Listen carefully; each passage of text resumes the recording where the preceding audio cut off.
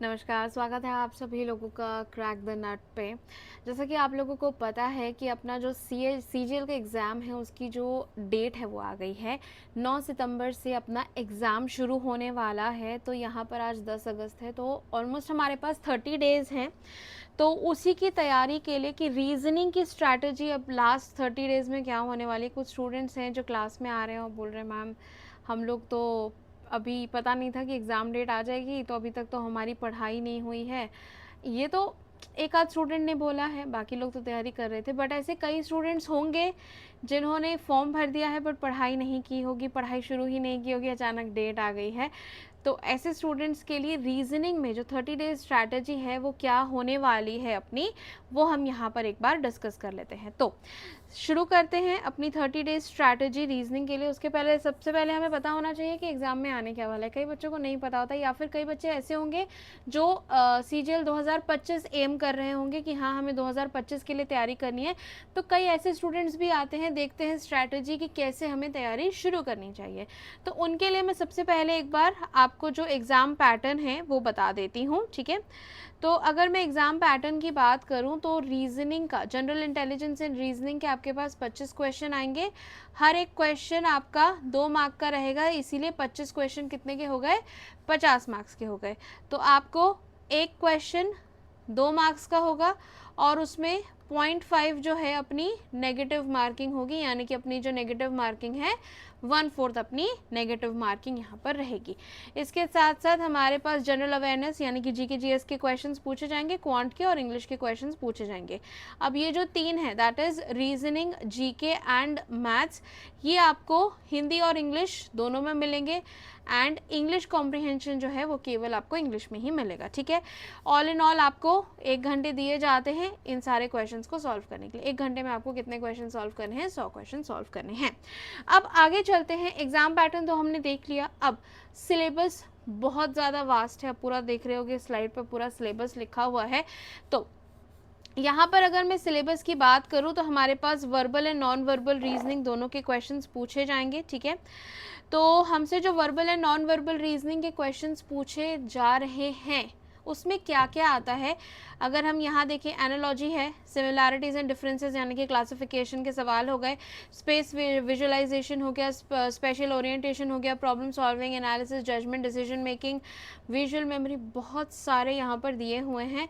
Non verbal series, coding decoding हो गया, statement conclusion हो गया, सिलॉजिटिक रीजनिंग हो गया, बहुत सारे टॉपिक्स हैं। आप चाहें तो इन्हें आराम से बैठ के पढ़ सकते हैं। ये जो आपको टॉपिक्स हैं कहाँ मिल जाएंगे, अपना जो मैं बताऊँ आपको, एक सेकेंड कलर चेंज कर लेते हैं, वहाँ पे विजिबिलिटी थोड़ा इशू आ रहा है। यस, तो अगर मैं आपको ये बात करूँ तो अपना जो सीजीएल का 2024 का नोटिफिकेशन है, इस नोटिफिकेशन में जाकर आप स्क्रॉल करेंगे तो ये वाला पॉइंट 13.9.1 जाके आप देख सकते हैं। ये सारा आप आराम से बैठ के पढ़ सकते हैं। अब मोटा मोटा इसमें हम ये डिस्कस करेंगे कि पिछले साल क्या आया था, यानी कि 2023 में हमारा जो पैटर्न था क्वेश्चंस का वो कैसे फॉलो हो रहा था। तो 2023 में जो जो हमसे पूछा गया है, जिस जिस क्वेश्चन को हमसे पूछा गया है उसका हम वेटेज पहले देख लेते हैं। यहाँ तो बहुत सारी चीज़ें हैं, तो क्या सारी चीज़ें आई थी या नहीं वो हम डिस्कस कर लेते हैं। दूसरी बात, ये जो पैटर्न है अपना 2 साल पहले चेंज हुआ है, ठीक है। 2 years बैक ये चेंज हुआ था। तो आई थिंक जहाँ तक मुझे याद है दिसंबर 2022 की बात है जब ये चेंज अपना हो गया था, ठीक है। तो उसके बाद से ये वाला ट्रेंड फॉलो हो रहा है, टीयर 1 हो रहा है, टीयर 2 हो रहा है। उसके बाद सिलेबस आपको दिया गया है दोनों का, टीयर 1 टीयर 2 का। एंड आपके जो नंबर ऑफ क्वेश्चंस हैं 25 और 50 मार्क्स के हो गए हैं, यानी कि एक क्वेश्चन 2 मार्क का हो गया है। ये सारे चेंजेस हमको देखने को मिले हैं, 2 साल से ये चेंजेस चल रहे हैं। तो अब हम पहले का बात ना करते हुए, यानी कि जब से जो पैटर्न चेंज हुआ है उसके पहले की बात ना करते हुए बाद की बात करेंगे कि अभी जो लेटेस्ट 2023 में जो एग्ज़ाम हुआ था उसमें वेटेज क्या रही थी, ठीक है। उसके हिसाब से हम लोग आगे की तैयारी करेंगे, ठीक है। तो अगर मैं टॉपिक वाइज वेटेज की बात करूं तो यहाँ पर जो सबसे ज़्यादा पूछा जा रहा है वो है एनालॉजी। अब एनालॉजी में बहुत सारे टाइप्स आ जाते हैं।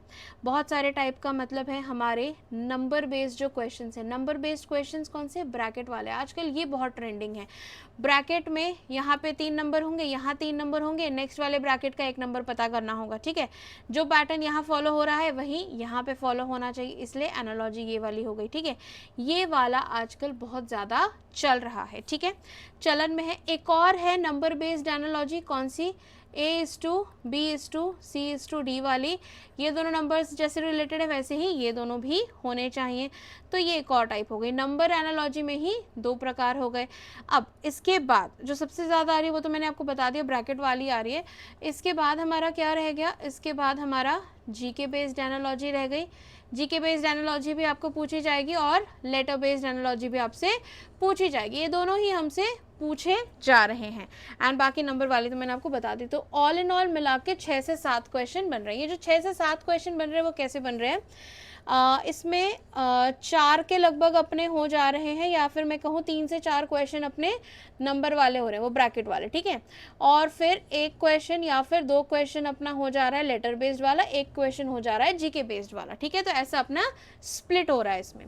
कोडिंग डिकोडिंग की बात करूँ तो इसमें भी वेरियस टाइप ऑफ क्वेश्चन हैं। लेटर टू लेटर हो गया, लेटर टू नंबर हो गया, चाइनीज कोडिंग हो गया, सब्सटीट्यूशनल कोडिंग हो गया, अलग अलग टाइप के क्वेश्चन होते हैं। तो इसमें 1 क्वेश्चन, 2 से 3 क्वेश्चन आ रहे हैं, तो क्या कर रहे हैं, एक लेटर टू लेटर डाल दे रहे हैं, एक लेटर टू नंबर डाल दे रहे हैं। इनका जो वेटेज है ज़्यादा है, यानी कि एक लेटर टू लेटर, ये लेटर टू नंबर आ रहा है। जो चाइनीज कोडिंग है या बाकी तरीके की कोडिंग्स है वो थोड़ी कम आ रही। तो 2 क्वेश्चन जो हमसे पूछे जा रहे हैं, एक बार लेटर टू लेटर और एक बार लेटर टू नंबर पूछ रहे हैं, ठीक है। अब बॉड मास का, बॉड मास में भी बहुत सारे टाइप के क्वेश्चंस आते हैं, जैसे कि अपना साइन इंसर्शन हो गया, साइन इंटरचेंज हो गया, नंबर इंटरचेंज हो गया, ठीक है, या फिर स्वैपिंग हो गया, नंबर्स एंड उसका सिंबल्स का, दोनों का सारे टाइप मिला के उसमें से 2 क्वेश्चन आ जा रहे हैं। किसी में कोई 2 टाइप आ रहा है, किसी में तो कोई 2 टाइप आ रहा है, किसी में कोई 2 टाइप आ रहा है, ऐसे टाइप के 2 क्वेश्चन हमारे बन जा रहे हैं।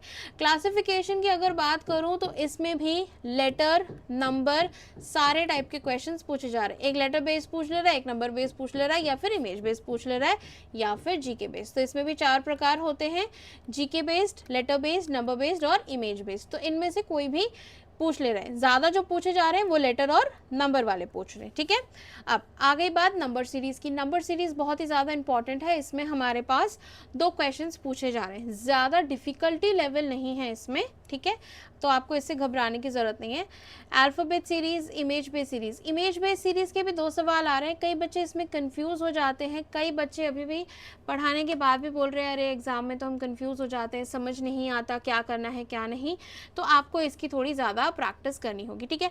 अब वेन डायग्राम, वेन डायग्राम में भी अपने 2-3 टाइप के क्वेश्चन होते हैं। आपको 3 चीज़ें दे दी, उनका रिलेशन बताना है, या फिर पूरे वेन डायग्राम बने हैं उनमें से आपको बताना है कि कौन सा एरिया किस किस में कॉमन है अकॉर्डिंग टू द क्वेश्चन, ठीक है। ये वाले टाइप के क्वेश्चंस पूछे जा रहे हैं, एक पूछ ले रहा है या फिर मैक्सिमम 2, ठीक है।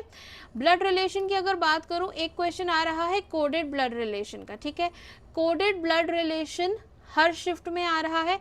एकाध ऐसी शिफ्ट है, मान लो एक दिन में अपनी 4 शिफ्ट हो रही हैं, चारों में ब्लड रिलेशन आ रहा है, पर बहुत दिन एग्जाम चलता है तो उसमें से किसी एक दिन भूले भटके पॉइंटिंग वाला क्वेश्चन आ जा रहा है। अब पॉइंटिंग वाला भी आपको सीखना तो पड़ेगा, बिकॉज अगर आपकी वो शिफ्ट निकली कि मान लो 4 में से एक शिफ्ट आपकी निकल गई जिसमें पॉइंटिंग आ रहा है, तो आप फंस सकते हैं अगर आपने नहीं पढ़ा है, तो वो भी आपको पढ़ना है।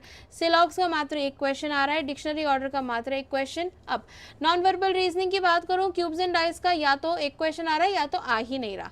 सेम पेपर फोल्डिंग के साथ है, मान लो क्यूब्स एंड डाइस पूछ लिया तो पेपर फोल्डिंग नहीं पूछ रहा है, पेपर फोल्डिंग पूछ लिया तो क्यूब्स एंड डाइस नहीं पूछ रहा है, ऐसे आपस में चल रहा है। मिरर इमेज के किसी किसी में 1 क्वेश्चन देखने को मिल रहे हैं, किसी शिफ्ट में 2 और किसी शिफ्ट में 3 क्वेश्चन देखने को मिल रहे हैं। सिमिलरली हिडन इमेज में कभी 1 क्वेश्चन और कभी 2 क्वेश्चन देखने को मिल रहा है। अब अगर मैं नॉन वर्बल रीजनिंग की बात करूं तो इसमें एक और टॉपिक आ जाता है, वो है complete the pattern. Complete the pattern और इमेज सीरीज में बच्चे कई बार परेशान हो जाते हैं, डिफ्रेंशिएट नहीं कर पाते। कंप्लीट द पैटर्न की अगर मैं बात करूं तो कंप्लीट द पैटर्न में हमारे पास ऐसा वाला एक डायग्राम रहता है जिसका एक हिस्सा गायब होता है, ठीक है। तो ये होता है कंप्लीट द पैटर्न का क्वेश्चन, ठीक है। तो ये भी आ सकता है इन चारों के अलावा, तो इसको भी आपको पढ़ लेना है। हिडन इमेज हो या एम्बेडेड इमेज हो, एक ही टॉपिक है, ठीक है। अब हमारी जो 30 दिन की स्ट्रैटेजी है, अब उसमें हमें क्या क्या करना है, हर एक दिन एक एक टॉपिक हमें उठा लेना है और वो हमें पढ़ना है। 1 मिनट मैं कलर चेंज कर लूँ एंड उसके बाद मैं आप लोगों को बता देती हूँ कि आपको करना क्या है। ऑलराइट, तो अगर मैं सबसे पहले बात करूं, हमारे पास जो टॉपिक हैं जिनमें हमें बेसिक पढ़ना है, सिर्फ ब्लड रिलेशन का अगर आपने एक बार बेसिक पढ़ लिया कि पॉइंटिंग वाले क्वेश्चन कैसे होते हैं और अपना जो कोडेड ब्लड रिलेशन कैसे होता है, तो एक दिन में ये खत्म हो जाएगा। 30 दिन है ना, तो हम एक एक दिन के हिसाब से चल रहे हैं कैसे क्या करना है। सिलॉग्स का आपको एक दिन कॉन्सेप्ट पढ़ लेना है, ठीक है। उसके बाद एक दिन आपको आगे किसका कॉन्सेप्ट पढ़ेंगे आप, जो टॉपिक्स इंपॉर्टेंट है यहाँ पे देख लेते हैं। अच्छा, डिक्शनरी ऑर्डर अपना हो गया। एक बार ये पता चल जाए डिक्शनरी ऑर्डर हो गया या फिर लॉजिकल ऑर्डर हो गया कि उसके क्वेश्चन कैसे होते हैं, तो एक दिन आपका इसमें चला जाएगा, एक दिन आपका यहाँ चला गया, ठीक है। सिर्फ कॉन्सेप्ट पढ़ने की बात हो रही है, अभी प्रैक्टिस करने की बात नहीं हो रही। आधा घंटा 1 घंटा भी लगाओगे कॉन्सेप्ट समझ आ जाएगा, ठीक है। अब सीरीज के लिए बस एक दिन आप लगाना है। प्रैक्टिस की बात मैं बता रही हूँ, नहीं हो रही है, सिर्फ कॉन्सेप्ट पढ़ने की बात हो रही है, ठीक है। और किस किस का कॉन्सेप्ट पढ़ोगे, वेन डायग्राम का कॉन्सेप्ट पढ़ोगे, ठीक है। वेन डायग्राम का कॉन्सेप्ट पढ़ लिया एक दिन। उसके बाद एनालॉजी का कॉन्सेप्ट पढ़ा, ठीक है। एक दिन क्लासिफिकेशन का कॉन्सेप्ट पढ़ा। हर दिन एक एक टॉपिक हमने पढ़ लिया। अब जो नॉन वर्बल रीजनिंग का पार्ट था, ये जो पूरा पार्ट है यहाँ से लेकर यहाँ तक, ये पूरा, ये वाला भी कंप्लीट द पैटर्न वाला भी पूरा एक दिन में कवर हो सकता है। आपको बस देख लेना है कि कैसे इन क्वेश्चंस को सॉल्व किया जाता है। इसमें एक और टॉपिक आता है काउंटिंग फिगर। अभी सीजीएल में तो नहीं पूछा गया है, बट सीएचएसएल में आया था, तो क्या पता इसमें भी आए। तो एक दिन लगाकर आप इसको भी पढ़ लेना, ठीक है। क्योंकि सीएचएसएल में आया है तो हो सकता है कि सीजीएल में भी भूले भटके क्वेश्चन आ जाए, तो आप काउंटिंग फिगर एक दिन लगा के यहाँ पढ़ सकते हैं। तो ऑल इन ऑल अगर मैं मानूँ, पूरी नॉन वर्बल रीजनिंग आप 2 से 3 दिन में कवर कर सकते हैं, ठीक है। किसी किसी बच्चे की स्पीड कम होती है, किसी की ज़्यादा होती है, तो अगर कम ज़्यादा भी है तो 2 से 3 दिन नॉन वर्बल रीजनिंग पूरा खत्म हो जाएगा, ठीक है। नॉन वर्बल रीजनिंग 2 से 3 दिन में, एनालॉजी आपने एक दिन देखा, कोडिंग आपने एक दिन देखा, सारे प्रकार आपने एक एक दिन देख लिए कि कैसे सॉल्व होते हैं। बॉडमास एक दिन देखा, क्लासिफिकेशन, नंबर सीरीज, फिर alphabetical series, image based series, सब में एक एक दिन आप लगा लो। अगर आपने इन सब में एक एक दिन लगा भी लिए, तो यहाँ पे कितने दिन हो गए टोटल, ये लग गए मेरे 1 2 3 4 5 6 7 8 9 10 11 दिन ये और 3 दिन ये, 14 दिन, मान लो 15 दिन हो गए, ठीक है। मोटा मोटा हम 15 दिन लगा लेंगे। 15 दिन में हमने सारे कॉन्सेप्ट्स पढ़ लिए हैं।